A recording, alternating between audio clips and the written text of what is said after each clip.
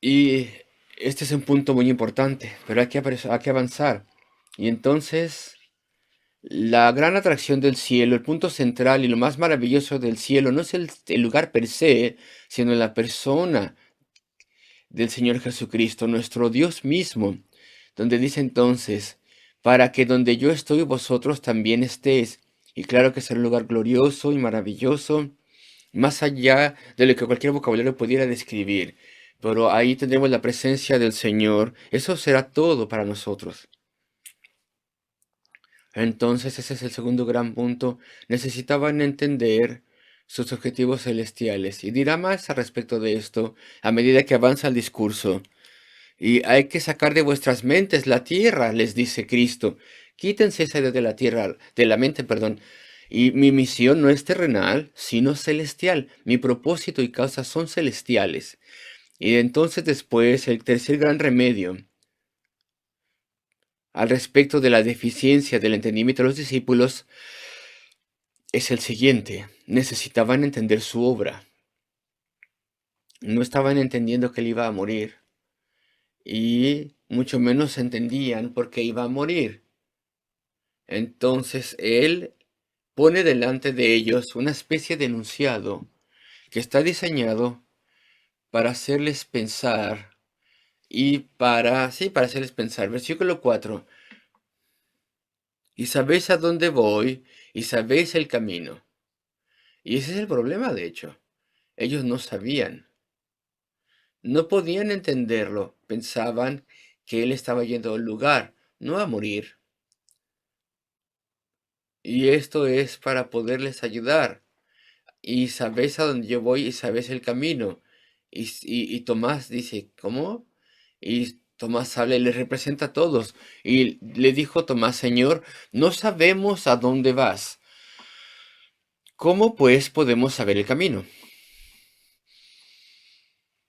Y aquí tenemos el tercer gran remedio. Y aquí tenemos el tercer gran remedio para sus limitaciones. Versículo 6.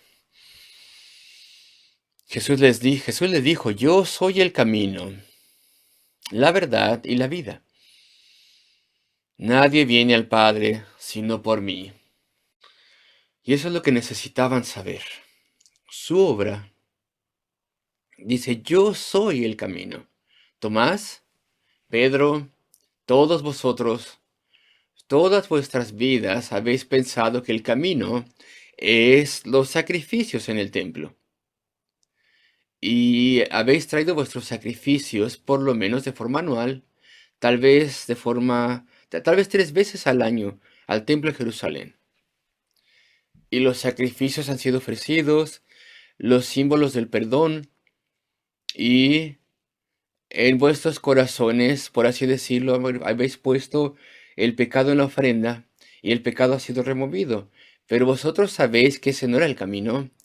Los sacrificios eran solamente símbolos de algo misterioso que Dios haría para poder quitar el pecado. Dice, yo soy el sacrificio.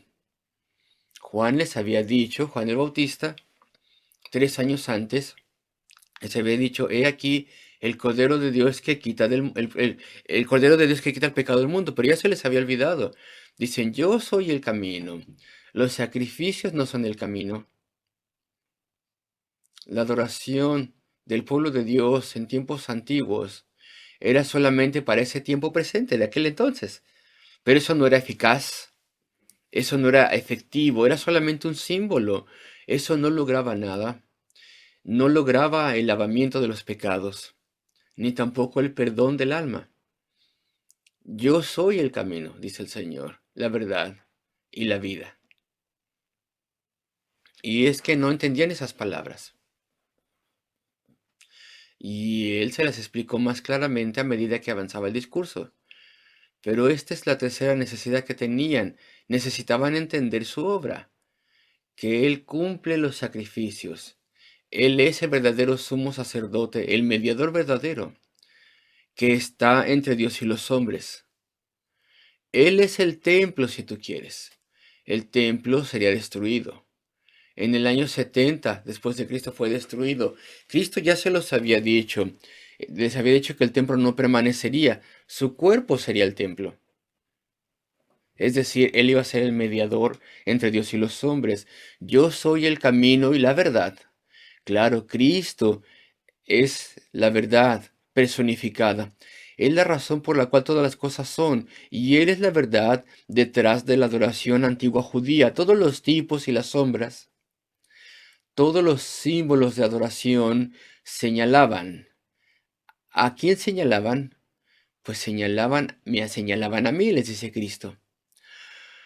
Yo soy la verdad, la realidad, y todo lo que os diga es verdad, y toda promesa que os haga es verdad. Venid a mí, buscando perdón, buscando vida. Yo cumpliré esto. Yo soy el camino, la verdad y la vida. Es decir, necesitáis nueva vida, así como ya lo había explicado a Nicodemo. Desde el principio del Evangelio de Juan, necesitáis volver a nacer, para que vuestro espíritu sea vivificado, sea convertido, para que se relacione con Dios, para que podáis orar con Él y caminar con Él. Yo soy la fuente de esa nueva vida, dice Cristo. Yo soy el camino, yo sufriré y moriré por pecadores. Yo soy la verdad, el cumplimiento de todas las promesas y profecías de antaño. Yo soy la vida y os daré vida eterna y os traeré, os pondré en contacto con el Dios vivo. Entonces los discípulos necesitaban eso, necesitaban entender su obra. Y después hubo un cuarto punto. No solamente tenían que entender su obra, sino que el Señor ahora hace un enunciado que una vez más está diseñado para poder ayudar a los discípulos. Y así hace. Se repite la técnica. Versículo 7. Si me conocieseis, si me hubieseis conocido, también a mi Padre conoceríais, habierais conocido. Y desde ahora le conocéis y le habéis visto. Y los discípulos estaban sorprendidos. ¿Qué es esto? Si me conocieseis, también a mi Padre conocerías. Y esta vez es Felipe el que lo dice. Y él hace la pregunta. Y representa los pensamientos de todos los discípulos. Versículo 9 o versículo 8. Felipe le dijo, Señor, muéstranos el Padre. Muéstranos al Padre y nos basta. Porque no entendemos lo que estás diciendo. Concédenos una teofanía, una aparición de Dios, del Padre. Si tan solo pudiéramos ver al Padre, estaríamos satisfechos. Creeríamos cualquier cosa, mucho más profundamente de lo que tú nos dices. Él mordió el anzuelo, si tú quieres. Y es que no entendían completamente que Cristo era prácticamente el Padre. Porque Él es Dios, es igual al Padre. No entendían el estatus de Dios, perdón, de Cristo. Sí, es una persona separada al Padre, absolutamente distinta, compartiendo la misma esencia divina, siendo un Dios, pero Él era una persona diferente, distintiva dentro de la deidad, compartiendo todos los pensamientos y valores y conocimiento, pero no lo entendían. Entonces Él puede decir, si me conocieseis, y verdaderamente no tenía ninguna excusa. Ellos habían visto los milagros, habían visto su carácter sin pecado, se habían dado cuenta que él conocía todas las cosas, que él podía leer sus pensamientos, que él era todopoderoso, era invencible. Y con toda certeza, él se describió a sí mismo como el Hijo del Hombre. Y vemos en el libro de Daniel que ese es un título divino, es una descripción de Dios. Y aún así, ellos todavía no lo entendían por completo. Decían, creemos que tú eres el Hijo de Dios, pero de alguna forma pensaron que era muy diferente, que no era exactamente Dios. Si me conociese, si me hubieras conocido, también habrías conocido a mi Padre, también conocerías a mi Padre. Y entonces se hace este tercer punto, el que tenían que entender profundamente y completamente su verdadera deidad, su completa deidad, perdón. Es decir, que Él era Dios, así como el Padre es Dios. Y también el Espíritu Santo es Dios. Entonces la respuesta de Cristo, versículo 9. Tanto tiempo hace que estoy con vosotros y no me has conocido, Felipe. ¿No me has conocido? ¿Acaso no has reflexionado al respecto de estas cosas? ¿Acaso no has obtenido las conclusiones obvias? ¿Acaso no has pensado al respecto de esto? ¿Acaso no te has maravillado y no te has sorprendido ante estas cosas y no has visto tu gran privilegio de que eres un discípulo de la segunda persona de la deidad? El que me ha visto al Padre. ¿Cómo pues dices tú, muéstranos al Padre? Si Cristo tan solo hubiera sido un hombre falible, pues se hubiera sentido con gran dolor, aflicción, pero claro, estoy hablando tonterías porque Él es Dios, Él es perfecto. Y entonces Felipe recibe esta paciente o gentil, perdón, paciencia de parte de Dios. ¿Cómo dices tú, muéstranos al Padre? ¿No crees que yo soy en el Padre y el Padre en mí?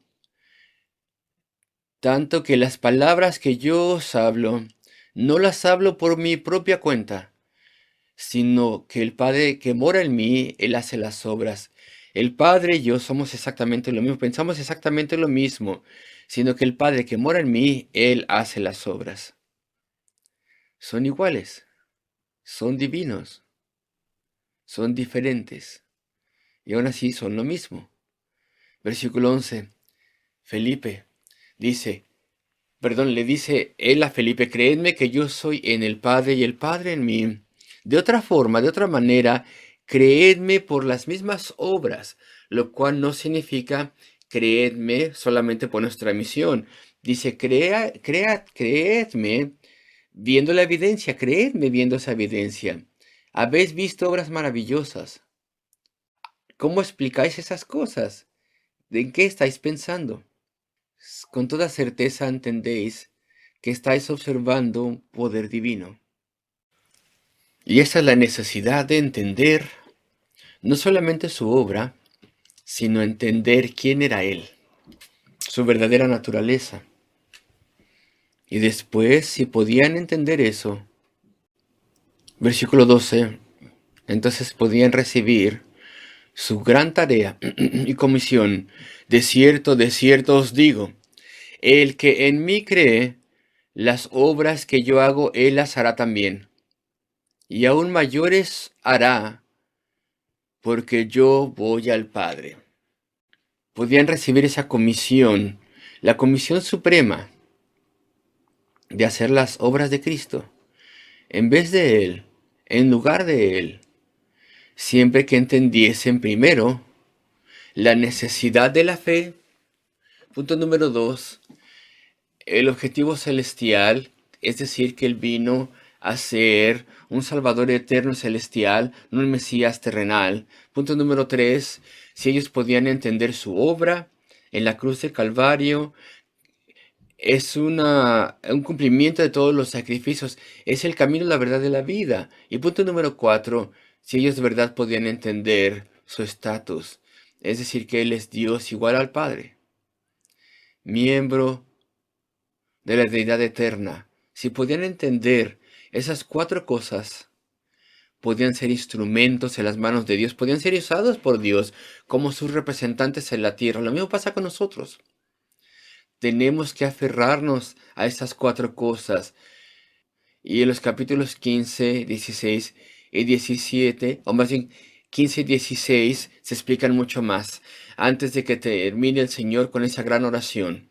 Si podemos entender siempre, en toda situación, la necesidad de que ejercitemos fe y confiar en Él, si podemos entender el objetivo celestial. Y hace tiempo, cuando el Evangelio se pudo proclamar en Europa del Este libremente, En la década de 1990, y la persecución terminó en los países de Europa del Este y los países estuvieron abiertos a tener ayuda extranjera y las iglesias occidentales enviaron fondos para ayudar a los creyentes, pues algunas iglesias, no todas, en absoluto no, solamente algunas iglesias se construyeron como palacios, si tú quieres. Algunas de las iglesias, no todas, que fueron construidas en Europa del Este, en diferentes capitales y lugares, a manos de personas que fueron valientes, sufriendo la persecución terrible de antes. Algunas de esas iglesias eran fantásticas por su tamaño, por su apariencia, eran como una especie de catedral bautista, eran cosas magníficas, con fondos occidentales. No fue así, en todo caso, afortunadamente, y es que las personas se dejaron llevar, como si estuvieran diciendo aquí es donde vamos a hacer un gran impacto con este gran edificio. Somos la iglesia de Cristo y debemos hacer todo de forma cara y maravillosa, algo que se pueda ver, algo que se pueda admirar. Se habían olvidado de la lección de la enseñanza. Primero, el ejercicio de la fe es vital.